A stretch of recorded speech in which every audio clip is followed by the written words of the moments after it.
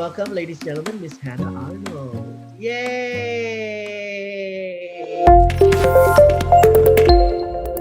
Hi, Hannah. Hello. Good morning or good afternoon. Yeah, it's good afternoon. Magandang hapon po.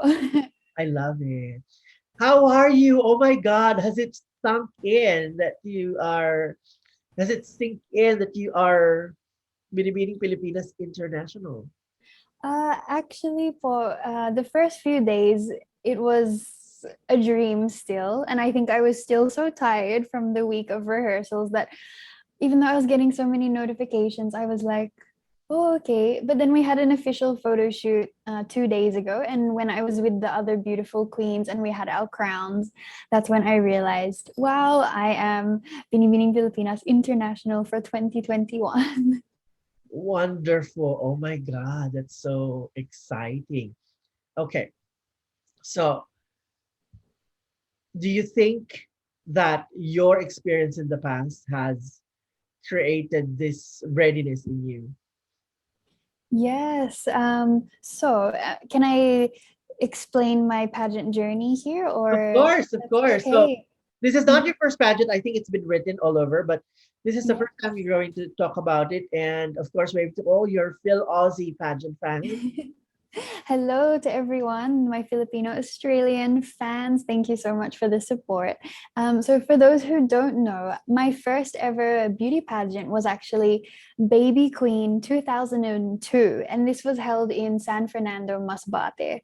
So, I was 6 years old, and that time it was my mom who entered me, and I just remember the spirit of community. It was a time of fiesta, my relatives were dancing, and it was just such a beautiful moment that stuck with me throughout my like schooling life, and I just really wanted to join again. So I actually became Mucha ng Kalayaan 2014 in Canberra, Australia, because that's where I grew up. Because the Filipino community, the titas of Canberra, Of course. they they always saw me at the Filipino events like Pasko sa Canberra and Independence Day Ball. So they said, Hannah, you should represent Canberra in Miss Philippines Australia. So I joined that in 2014 and I walked away with the title of Charity Queen, which is the girl that raises the most amount of funds for school scholarships and for the orphanage that the organization was supporting. And from that moment, I realized how powerful Philippine pageantry, for example, really truly was. Like, again, even though we were in Australia, the crowds there, it felt like we were in the Philippines. And then from there, I had started my university degree. So my parents said, you have to finish your schooling first and then you can join again. So I made a promise with them that I will finish my degree and then I will continue my dream in beauty pageantry. And then that led me to Binibining Pilipinas 2019. And then again, I joined 2020 and 2021. And now I'm here with a crown. Wow. Again, congratulations. It's Thank you, po. really it's really exciting to hear your story. But what do you think were the lessons that your early pageant life prepared you for the big league? All these fabulous women joining in that. Mm-mm. I think definitely the main thing that you have to remember when you're joining beauty pageantry is to be yourself. Remember your core, why you're joining, and really, beauty pageants have evolved so much that we have a platform to share advocacies. So, my parents have always supported the orphanages here and donation of school supplies. So, that's what really pushed me. And every time I questioned, why am I in this pageant? What's the relevance of it? I just remembered that it's for those future generations, those children. So that's what I brought with me again this year on stage. Even though there was no audience, I just remembered in my mind, I pictured the children, and that's what really pushed me this time. Wow, that's exciting. Um, did the 2014 win for Miss Charity awaken your focus on advocacies? Yes, because one of the wonderful prizes there from that pageant is to come here in the Philippines and do a courtesy tour. So, with the winner that time, Glyza Perez, we came and we visited schools and orphanages, and we donated the money that we had raised. We even met with mayors and the vice president at the time, and we really saw how much power we had to give and how much people were willing to look at us and listen to us. So, yes, truly, back then, that's when everyone was asking me, do you think you'll join again? And yes, I could definitely say, yes, I will. Wonderful. So, what was that? Of course, prior to you going to the Philippines and seeing the charity work, it was just a concept, right? But when you were already face to face with the children and the situation around them, what was that one thing that really captured your heart and made you decide this is what I want to do? Well, for those who don't know, I have been coming to the Philippines ever since I was 6 months old. So I was baptized in Masbate, in my mom's hometown of Barangay Minyo. And every year growing up, we would come and visit, and my mom and relatives would share their stories of how hard it was for them to get to school back then. And I could see all my cousins also the struggles that they were facing. So every time I do come back and visit Masbate and I get to speak with the children, play games with them, it just always made me remember the blessings that I have, and that it is in giving that you truly receive. So whenever I would give and I would see their smiles, I was receiving in return. So definitely with this title, I've been welcomed to more schools. I visited Tondo High School, and I know with the pandemic, I haven't been able to physically go around, but I'm hoping that I will be able to see more children, and I hope more people will want to help me also with donating to them, especially more libraries and everything. All right. So you've won Miss Philippines Australia, you studied, and then 2019 came. You were like a big surprise for everyone. And I can remember you were one of the people in the news about how hopeful people were for you to win, etc., etc. How did you now finally decide? What made you decide to finally join Binibining Pilipinas that time in 2019? Okay. So like I said, I always knew in my heart that I was missing something about from my Filipino roots, because every time I came, it was just for a short period of time.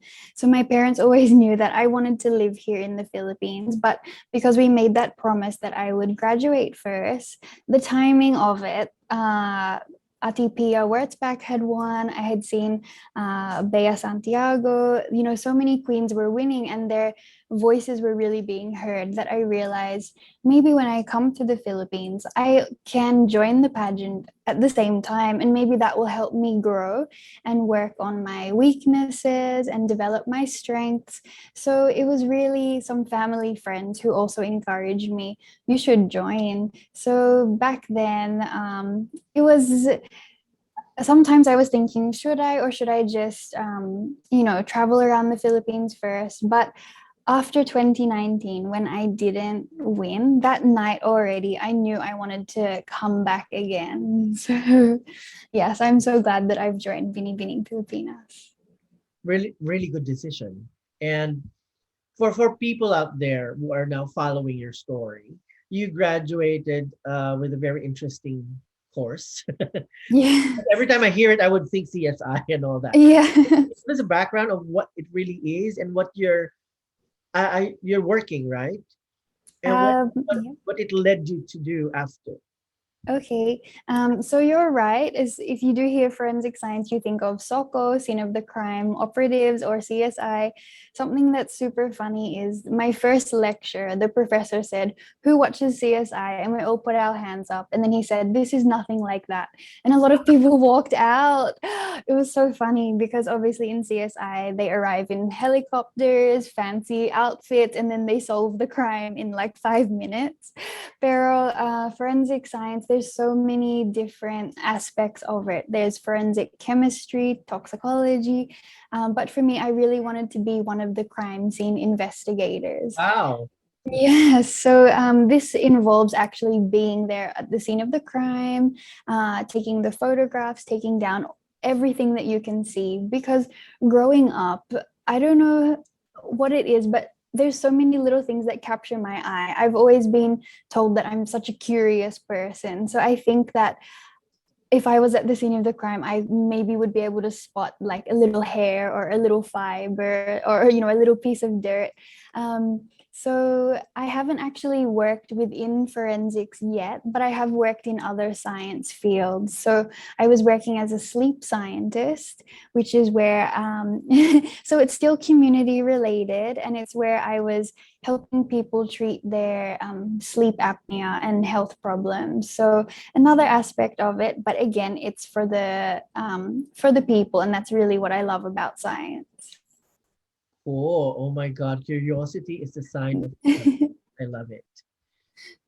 Probably when you come back, you can be my scientist because I have Oh, okay po. I would volunteer to be your subject. Anyway, Yes.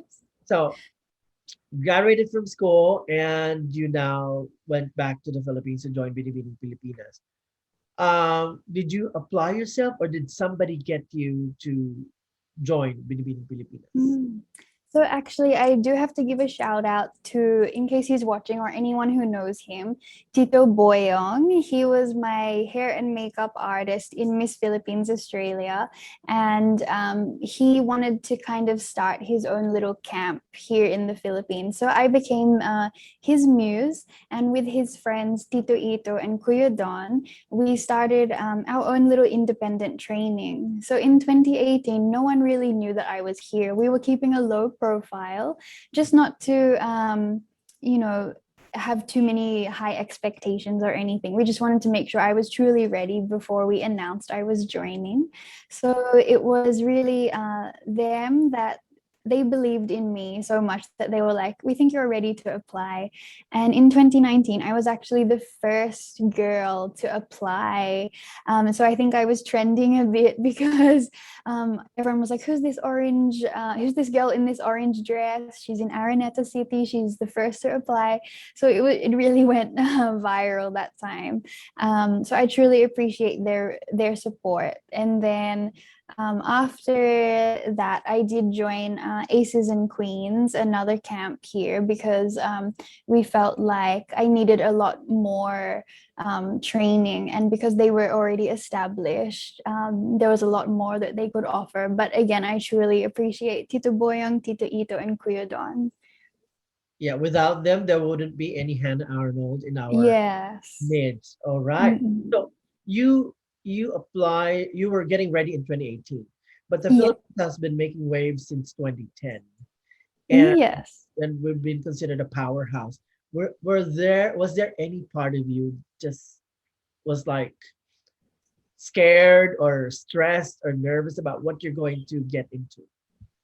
Yes, syempre naman po. I think every girl who dreams of joining pageantry, knowing that we have been such a powerhouse and that we've had a streak of placing as a runner-up or being in the top 15, there's definitely some nerves there. But then it also motivated me, so I'm sure it motivated other girls that maybe we could do that also. So I was super nervous, but then I just found joy. And when you're competing, you just have to trust God that if it's really your destiny, you will be there also.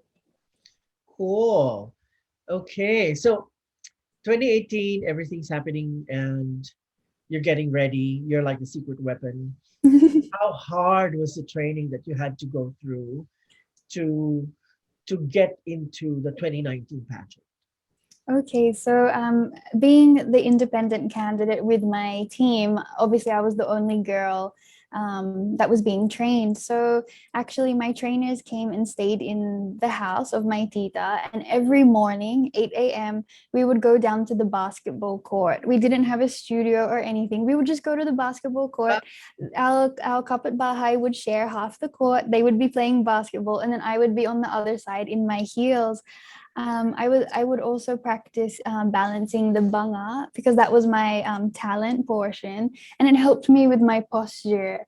So every morning we did that, and then I would go to the gym and have personal training, and then on weekends I would do Q&A. So in a way it was a blessing that all the focus was on me, but then you really couldn't slack off because if I wanted to take like a 5-minute rest, everyone would be waiting for me. Okay, are you ready yet?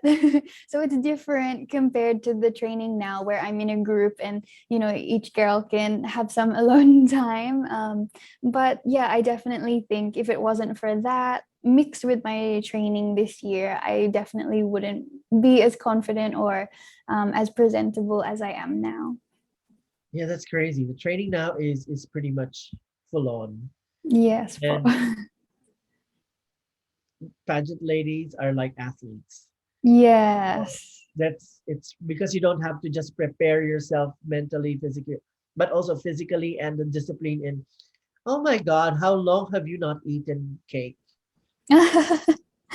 Actually, it's so funny because kahapon someone also said, they were like, how are you so disciplined with your diet? And I was like, oh, if only they knew that I'm always ordering the BTS meal from from McDonald's. And I like, yeah, actually I didn't deprive myself of anything, because especially during rehearsals week we were so active that you really needed the energy, and we had such amazing food sponsors. So if if you were backstage, you would see all of us were really eating so much rice.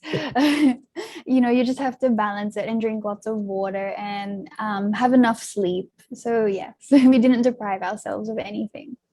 Sleep is that wonderful preparation that you need. I teach posing for photography, and that's what I tell people. Oh, You want to keep a long career, sleep.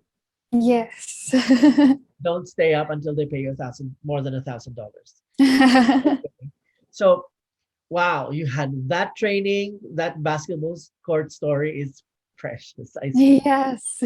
And then now you enter the big leagues, and there were so many things happening. As you said, you were the first one to register. And what particular uh, very special moment happened on that day?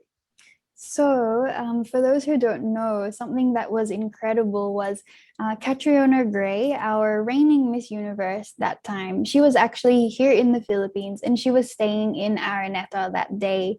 So, something that was incredible was after I handed in my application, I think she's called the personal assistant of the reigning Miss Universe, Miss Esther Swan. She was walking past, she was buying herself an ice cream, and then my fans noticed her because we're also fans of her because we know she's from Miss Universe.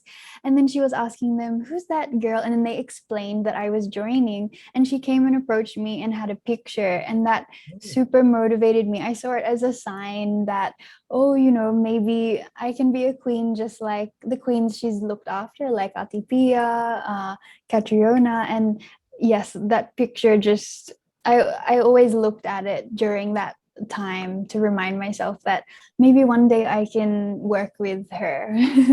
Yeah, and a lot of people are saying that you look like Pia. What does that make you feel? Oh my gosh. Actually, I started hearing that back in 2014. And that's when I started following Ati Pia's story. And the funny thing is, in 2014, one of my friends used to constantly tag me in Ati Pia's Instagram posts. And that time, both of us didn't have too many Instagram followers. So she noticed and she actually stalked me back in 2014. And she commented on my pictures and she said, I'm a pretty girl. And from that moment, I screenshot it and I was just so amazed that she had noticed me. So when I met her for the first time in 2019, she remembered that she had commented on my picture back then. So the fact that she also saw it, that we were similar. That was so amazing because it meant that maybe we could have the same destiny. And I really used that as my motivation.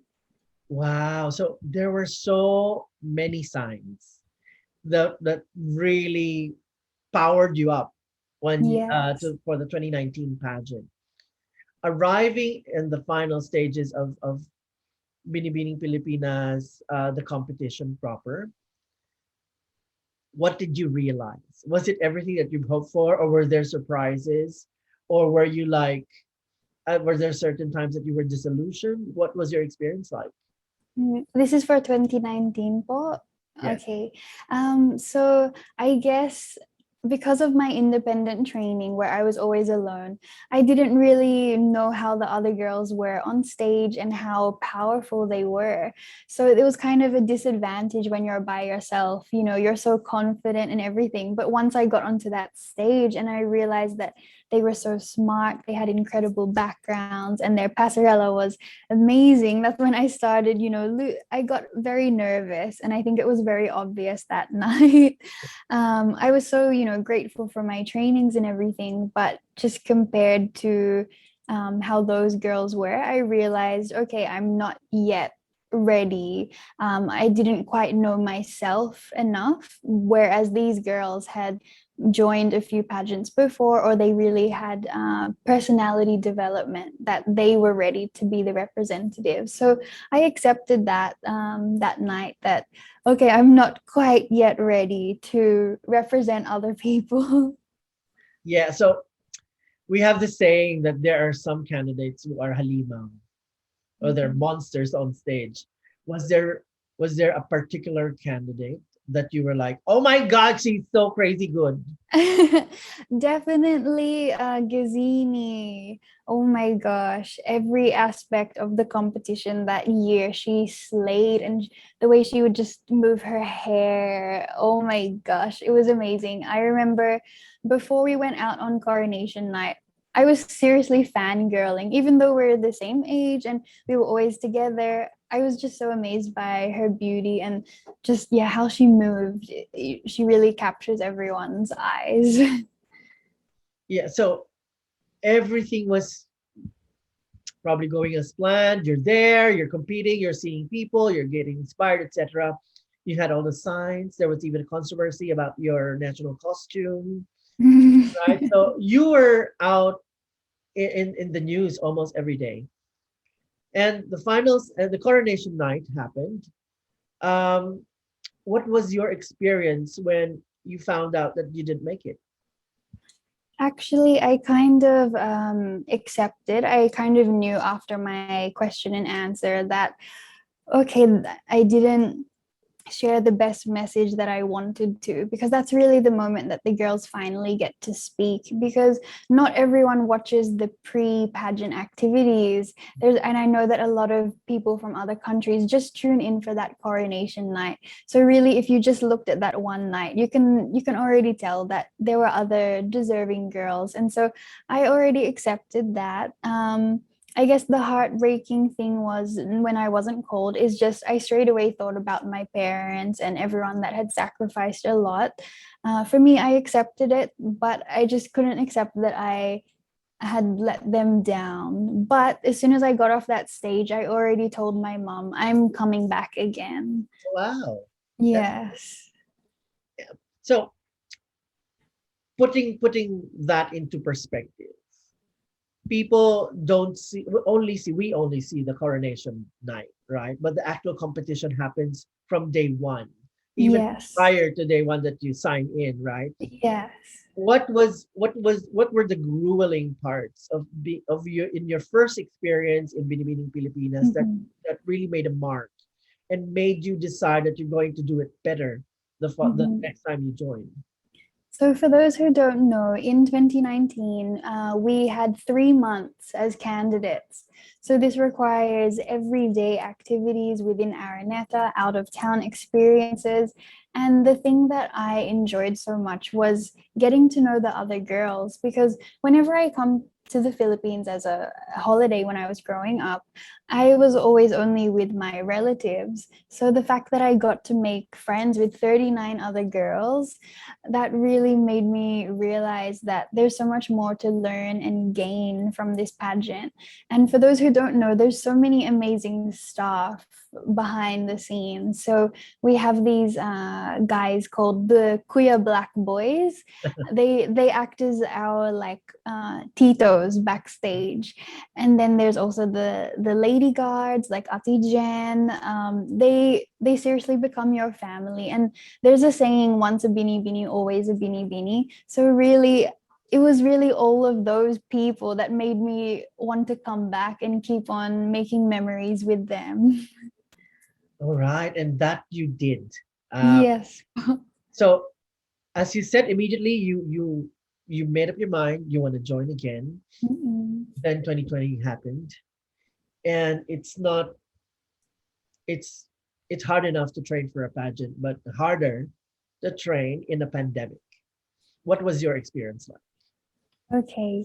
Well, first of all, I'd also like to share something that also helped me decide that I wanted to come back. So, after that coronation night in 2019, I remember I was a bit nervous to step outside of the Coliseum. So I stayed back in the change room a little bit longer. And then when I was walking out, I bumped into a fan, and he told me, Hannah, there's a lot of people waiting for you outside. And just remember, if you win, they're your fans. But if you lose, they're your friends. And I didn't really understand what he was saying. But then when I walked out and saw that there was so many Hanabis, that's the name of my fans, Hanabis, they were wearing shirts with my face on it. They had banners. That's when I realized that so many people believed in me, even without the crown. And that's another reason why I wanted to come back and compete. So fast forward, after many months of modeling and traveling around the Philippines, come 2020, I was feeling a lot more confident. I had lessened my Australian accent, although I guess it's back again. And I just felt like I knew myself so much more. I had become more independent. I was actually commuting around the Philippines by myself. You could always find me on the MRT in a jeep. People didn't know that I took angkas. I truly became such an independent girl, that I was so excited to show that in 2020. And then, yes, like you said, the pandemic, the lockdown happened. So we did have to move all the trainings to online. And I'm just so grateful for these platforms that allow us to connect even though we're physically distanced. Honestly, I think that helped me a lot more, especially when it came to Q&A. Being able to just practice, staring at to your trainer through the screen. I think it was less nerve wracking, and it allowed me to absorb a lot more rather than a face-to-face training. However, the difficult one is the passerella, the catwalk. That is definitely hard to do virtually. So I would have to ask my tita, can you film me while I do this? And I'll send it to my trainer. So I just want to acknowledge all of the girls that competed with me on July 11. There was 34 or 33 other girls with me, and to think that they also pushed through and did their best to train despite the uncertainties. I just really want to celebrate and acknowledge them. That's great. Oh, sorry. That story about your Hannah beans made me tear up a bit. Oh, Anyway, oh my god. yeah, because it's like a beautiful part of a movie where Yes. okay, I'm crying. Anyway, Oh no. okay, emotional. Sorry. It's So okay. all the training you went, uh, it seems like you're really focused. You're a go-getter. You really know what you want to do and wanna how you want to make things happen. And then the finals night came. Okay. Everyone knows, of course, we watch it and we see everything put it together, but there's a lot of work that goes to your preparation prior to finals night. Your styling, your outfit, etc. One of the very interesting parts there is, sorry. your story about your long gown and why the color pink. Can you give us Oh, about that?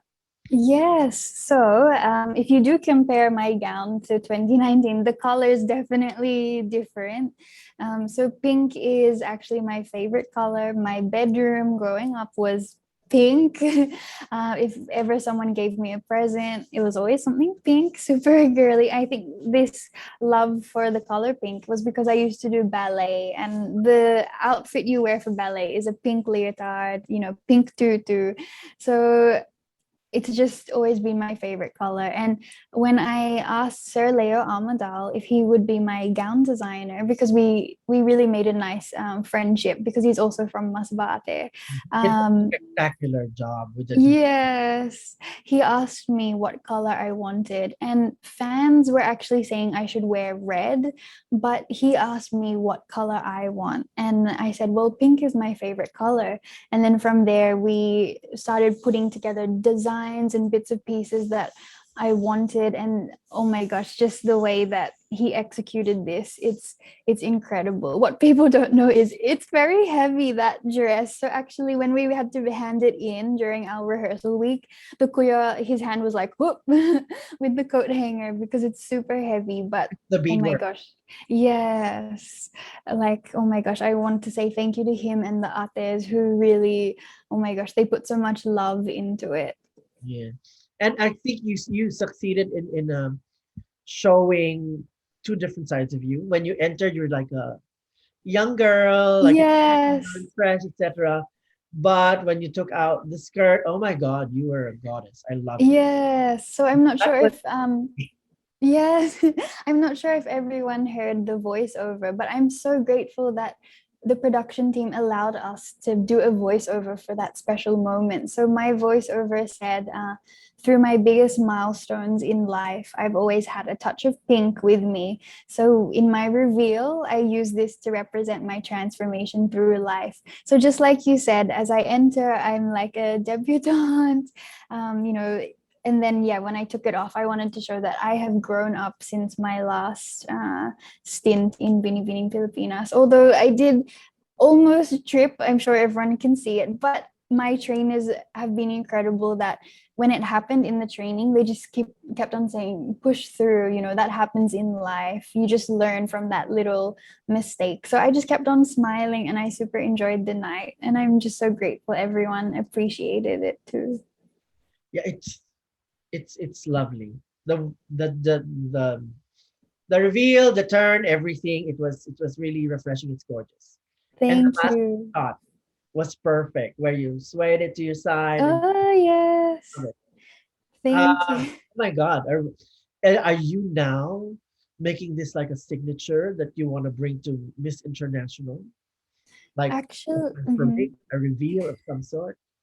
oh my gosh. Actually, I've just been so focused on this national pageant. Even though I really truly wanted to win, I wasn't thinking yet about the international pageant. So just this week, I've been messaging Sir Leo and saying we have to think of something amazing also. But we'll do our research first to see how other past Miss Internationals, how they've presented themselves, a style that will be respectful for the Japanese, and something that will, yeah, truly represent my personality also. So I think maybe we'll see some pastel colors again.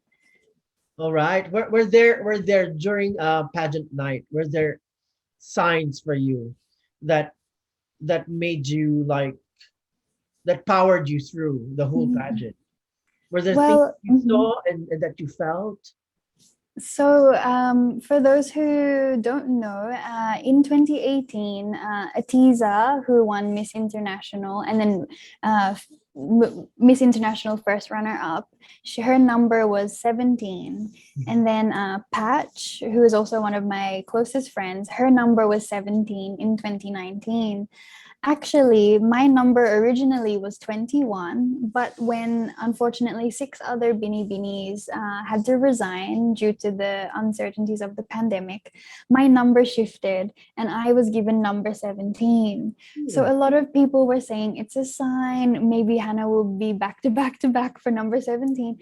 but I honestly didn't really want to entertain that speculation too much because I was thinking those two girls before me really performed. So it's not just because of that number. So even though people tagged me, I got kilig, but I didn't want to see that that's the reason I'm going to win. So actually, when I wore it on coronation night, I looked down and I said, let me channel, those queens, their legacy. So actually, when I heard Catriona say, your next Binibining Pilipinas International is number 17, I was like, oh my gosh, it really was a sign.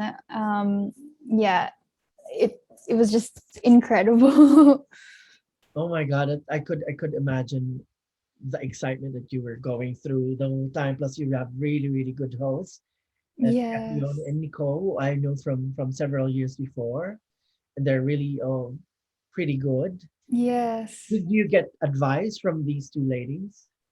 Actually, one of the amazing things during the pandemic was Binibini pushed through with online activities for us candidates. So we actually had two workshops with Ati Nicole and Ati Kat, and this was really to help us have better social media engagements and for us to really share our story. So we submitted some homework to them. They gave us feedback, and that was amazing. I've been a fan of both of those girls for so long. So being able to share the stage with them and hear them say my name, it's a completely different feeling. Also, the judges, I'm such a fan of Kylie, Liza, Enrique, even Pinky Webb. Oh my gosh, like the past few weeks, I've just been watching CNN Philippines, and the fact that Pinky Webb was my judge, that's another sign. So, like I said in my evening gown, I said, in every milestone, I've had a touch of pink, and her name is Pinky. So, a lot of fans are commenting that also, that Yeah. she's the pink in my milestone. Wow, exciting. Yes, po. I didn't get that at first, but oh nga no, grabe. So, Yes. this is the part where I really now can think about what they usually say. If you're really destined, it's Mm-mm. that crown you will. Okay. Yes, po. And of course, it doesn't mean that you slack off because you're destined to have that. But now it's a different ballgame. You are now looking at the international scene where you won't have ladies coming from the same country but from different countries. Yes. What is the preparation like, and how are you now um, preparing yourself or creating a mindset to represent the Philippines in Miss International? Mm. Well, I've been such a big fan of Miss International ever since Ati Bea Santiago won. She's also from Masbate. So ever since that, I've watched how these girls present themselves, and they really embody the Philippine culture. So something that I want to bring with me is, if God willing, I make it to the speech round, I really want this to be a message from the Filipino people. So, what I'm hoping I can do is go around and engage in dialogue with different communities, different sectors, underserved communities, and maybe ask them for words or sentences that they would like me to acknowledge. And I want to share that there on that stage. Also, we will be celebrating the 60th Miss International. And for those who don't know, Madam Stella Araneta, who is the national director of Binibining Pilipinas, she was the first winner of Miss International. She was from Colombia, but she really became Filipina. She has been our national director for so long. I think I want to somehow maybe research what she wore back then and try embody that in my maybe one of my outfits there, or yeah, if I can just ask her and the other Miss Internationals what it was like. I really want to acknowledge them when I'm there in Japan. That's a very intelligent strategy, and I think it works well for our country because now I know, are you wearing a tinalak pattern with your Yes, uh, for yeah. So are you going through that course? it's of course you are a different candidate, but I can't help but refer to what Catriona did, that everything from the littlest details were inspired by a Filipino designer, some Filipino culture, and even the elements that of what she put into the pageant were also inspired by different places in the Philippines. Are you going through that route? I definitely would love to. Again, I don't want to be seen as just someone who wants to copy Catriona. A lot of people said that back in 2019. However, they didn't know it's always been my dream. Yes, I'm proud to be another Filipino Australian, but I am Hannah Consencino Arnold, and I want to show that. I do love that now we are really yeah, showing the local materials, the local artistry. I do want to bring that along, and I will definitely discuss with my team a new, unique way to bring that and represent that. And I'm not sure how Miss International will run this year, especially with COVID still unfortunately being here. But I hope that we will have the opportunities to still dress up and, yes, represent our countries very well.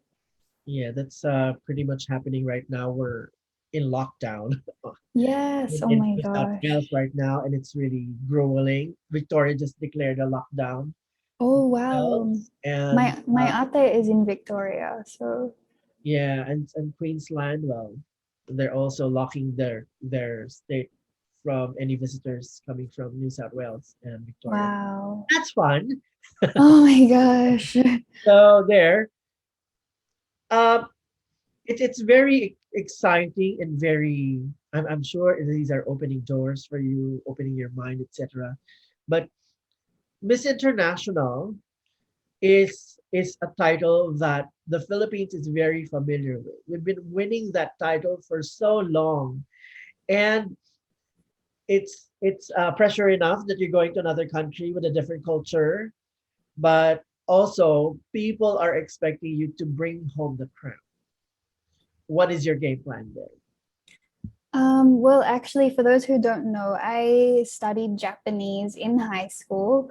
Although I have forgotten a little bit now, but I actually went to Japan and did a homestay 1 year during my school holidays. And I just loved the lady that I stayed with. She reminded me of my Lola. And I'm so excited to go back there and interact with them this time, having a bigger voice to interact. And what I love also is that people are acknowledging science. I mentioned science and technology in my opening statement the other night. So Yeah. I'm hoping that when I'm there, I can discuss with people in the Miss International organization ways that I can, learn more about the science there, their progress, and how I can bring that back here in the Philippines or other countries.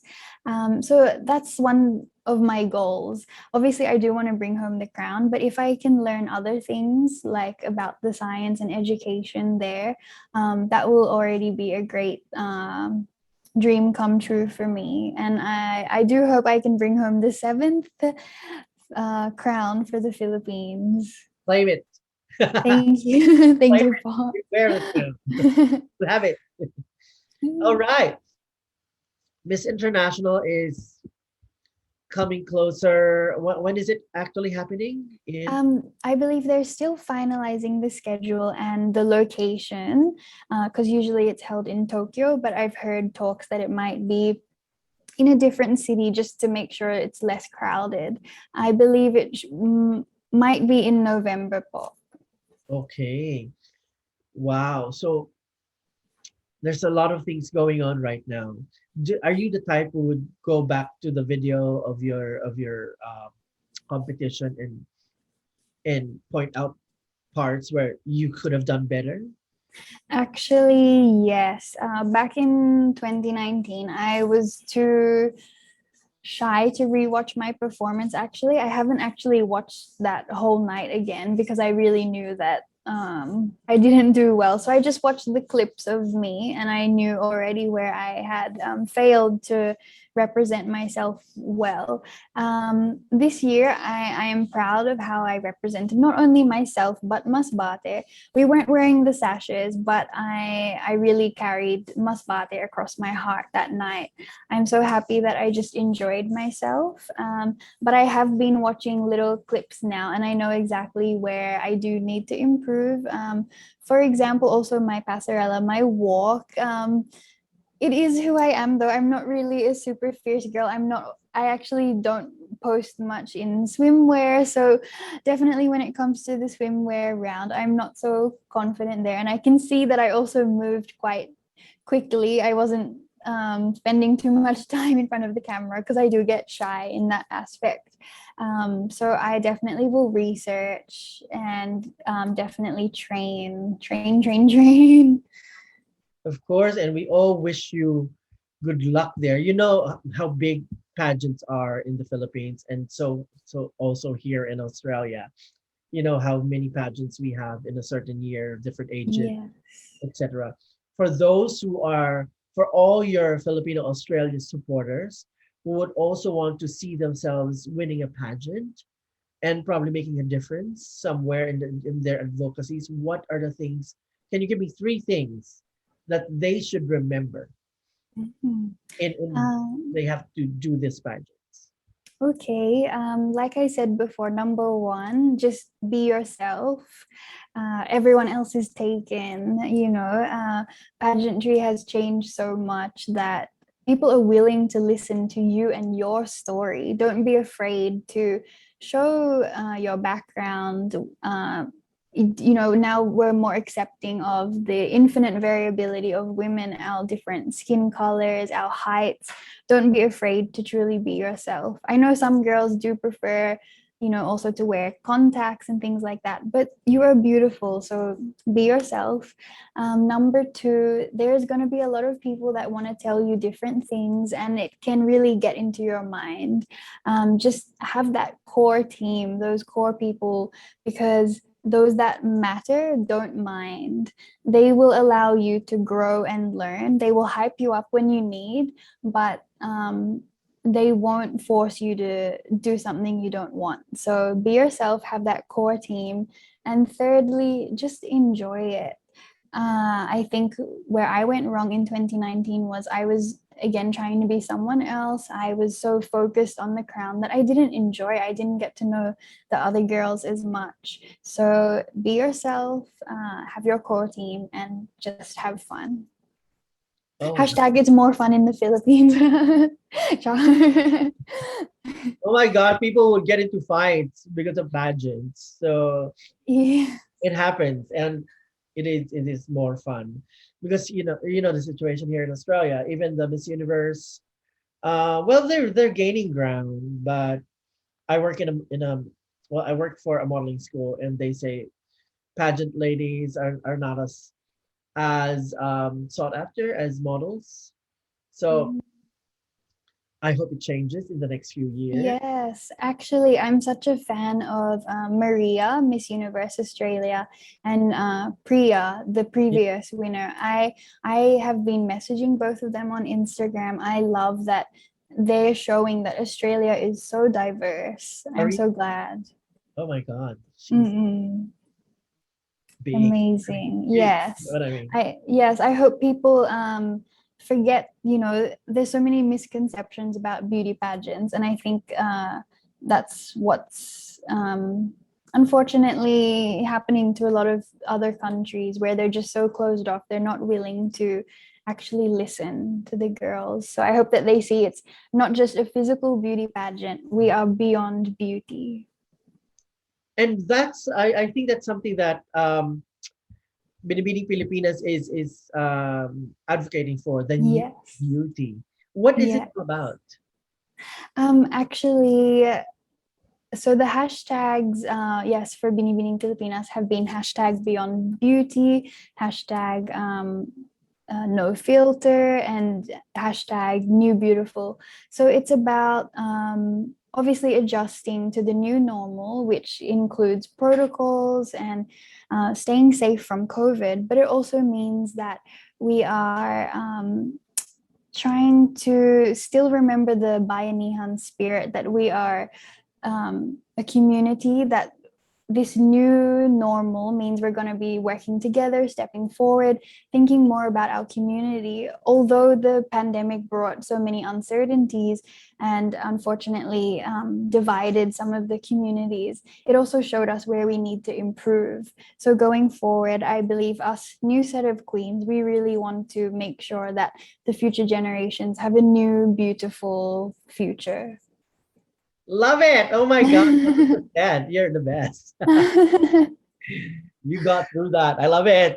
I was like, Yeah, but that's it's really nerve-wracking. The question and answer is really the most nerve-wracking part. It ruins the most beautiful candidate because yeah.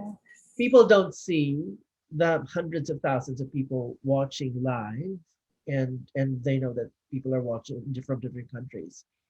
Now, my question is, do you feel that you're lucky to have joined a beauty pageant or Binibining Pilipinas at this time because you see people who are engineers, dentists, doctors, really women who have achieved a lot, and it ups now the level of person that you should be when you join the pageant.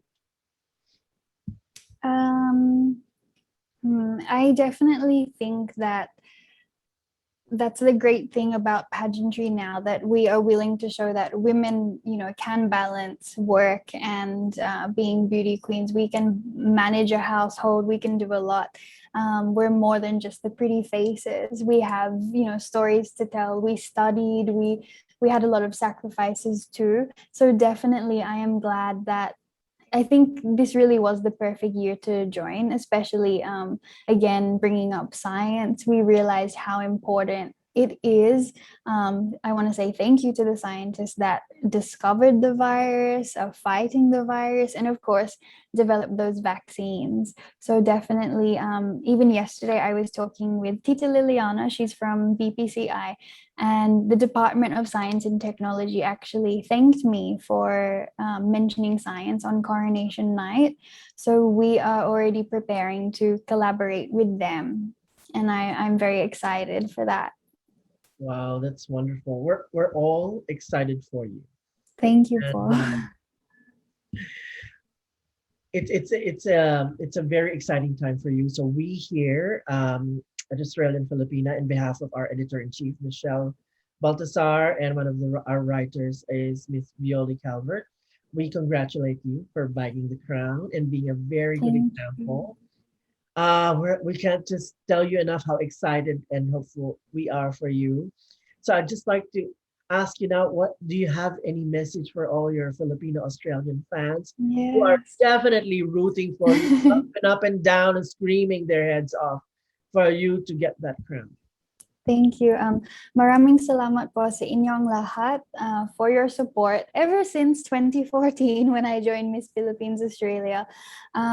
You guys have just been so incredible. I always see the comments. Although I may not be able to reply to the messages, I see them.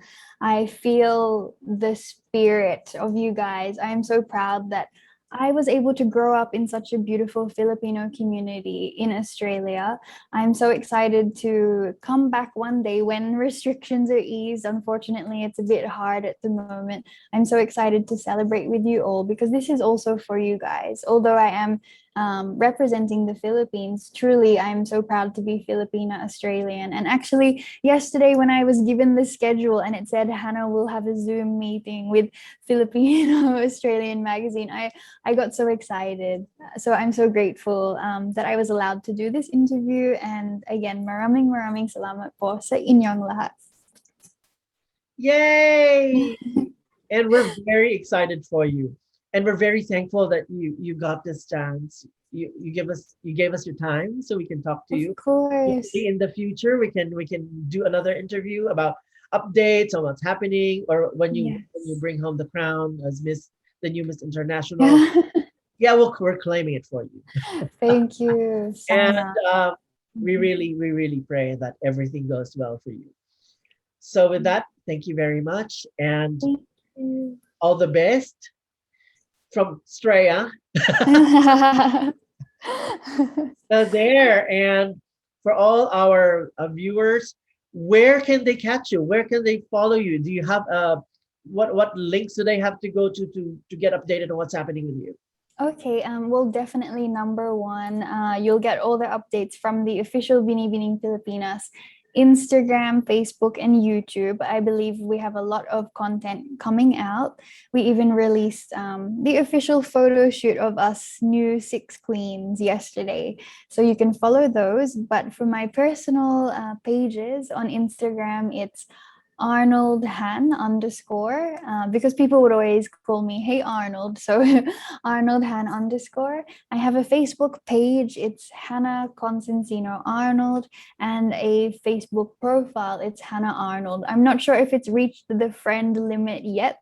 So add me if you'd like to try. I'll see if I can still accept more, but definitely message me. And each night I'm still trying to go through the messages. And if you have any requests for video greetings or anything, feel free to message.